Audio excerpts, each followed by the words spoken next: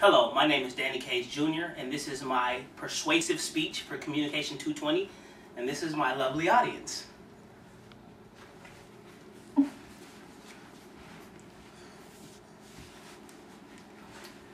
The role of a mentor is complex in nature because it has so many interchangeable parts.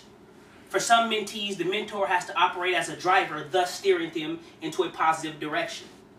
For others, a mentor has to be an advisor who recommends the course of action that the mentee should take. Still, for some, a mentor is needed to supplement the deficiencies of a parent. The role of a mentor is unique because a mentor has to have the ability to wear multiple hats, and that hat has to properly fit the mentee. Mentors are used in a wide variety of fields, whether it be a workplace mentor, an academic mentor, a marriage mentor, a life coach mentor, or a one-on-one mentor. For the sake of this speech and to conserve time, I will be focusing on the one-on-one mentoring relationship.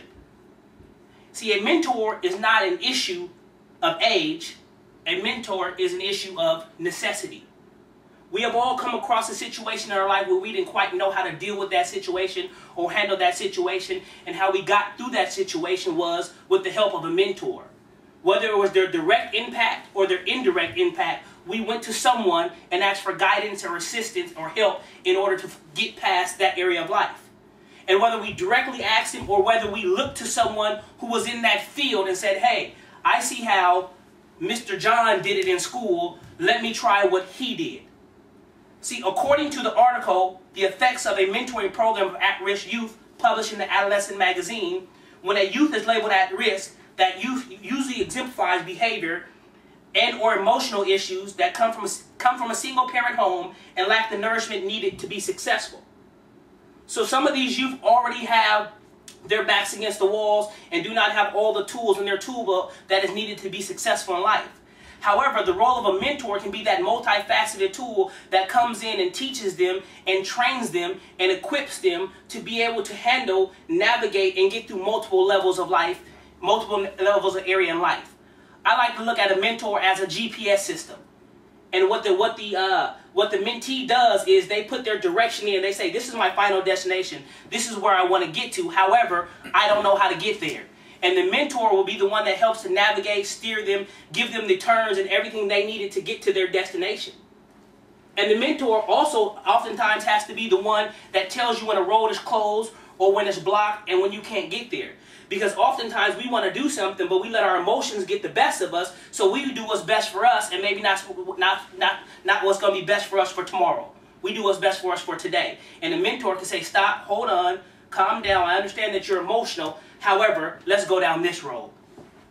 See, according to Mentors That Matter, the mentee, there was this guy who was a mentor. And as a child, he was in gangs and he was involved in drugs and all these type of things because he didn't have anyone he could look up to in life, so it caused him to go down the wrong path. However, with the help of a mentor, he was able to change his whole life around and become a better individual. And because the impact that a mentor had on his life, what he was able to do once he got older, he made a decision that I'm going to go ahead and let this be the trickle-down effect, and everything that I learned from my mentor, I'm going to assure that I'm teaching someone else, and I hope they continue that process and that cycle. So we have to understand when we're talking about a mentor, most mentors are birthed out of their own personal experiences.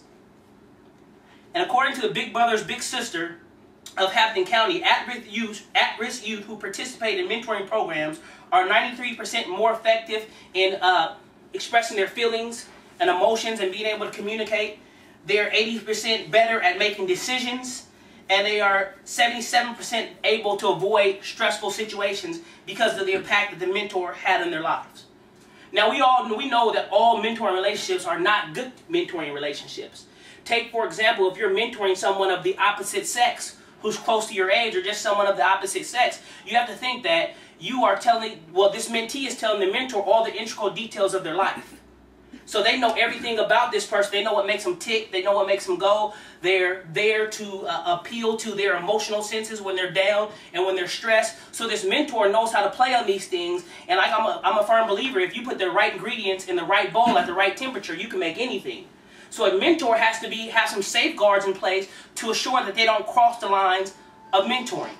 I know some mentors who use the example of this is my little sister, or this is my little brother, or this is my niece, this is my nephew, in order to help them not cross those lines and say, hey, I'm going to have feelings for you, or you're going to have feelings for me, or whatever it may be. So it's very, very important that you have those safeguards in effect. And I was reading this book. It's called A Hand That Guides Me by Denzel Washington. And he says, to have someone believe in you so much that you can't even believe in yourself is a tremendous boost. And when we're talking about a mentor and mentee relationship, we're talking about some young individuals, live people who just need a little assistance, who need some help. And a mentor is able to see in you what you can't see in yourself. And the role of a mentor is to get you from where you are currently standing in life to where you want to be in life. Yes, the role is not going to be easy. They might not always say or do what you want them to do, but their job is to guide and to usher you and to get you where you need to go. And again, I was reading a book called Stand By Me, The Risk Factors and Rewards of Mentoring Today. And it says, it was talking about this story about this young man named Cameron. And see, Cameron had a really good relationship with his father, who was a police officer, and he also had a good relationship with his mother. However, they experienced a divorce. And because of that divorce, Cameron was all irate.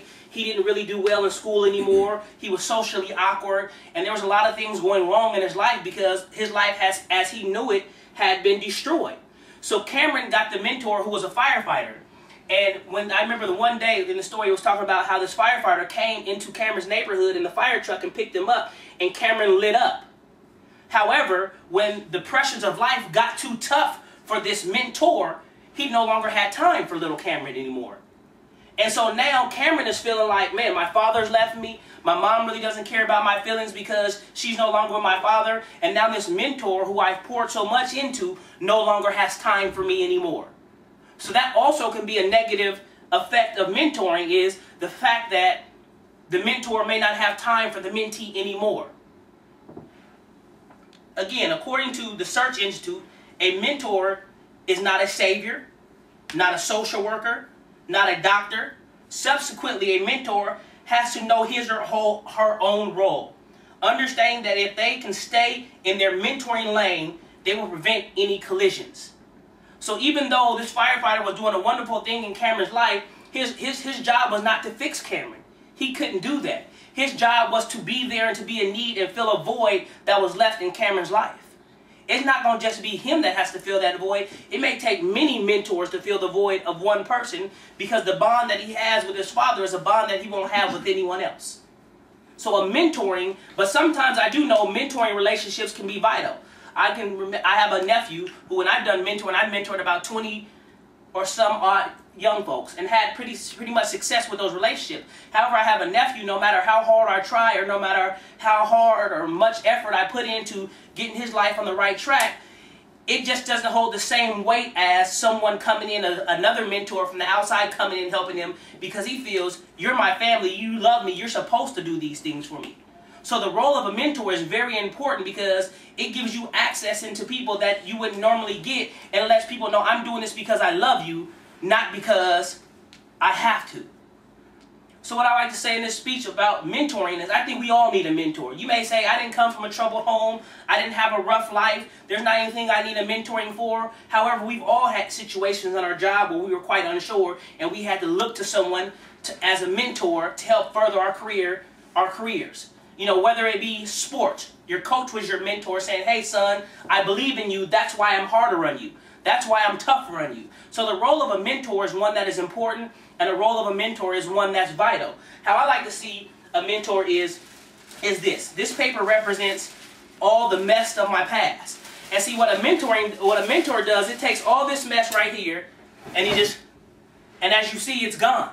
So a mentor can erase some of your mess. Not to say that all of it will be gone. A mentor's role is to help you alleviate all the stress in your past and get you where you need to be in life. Thank you.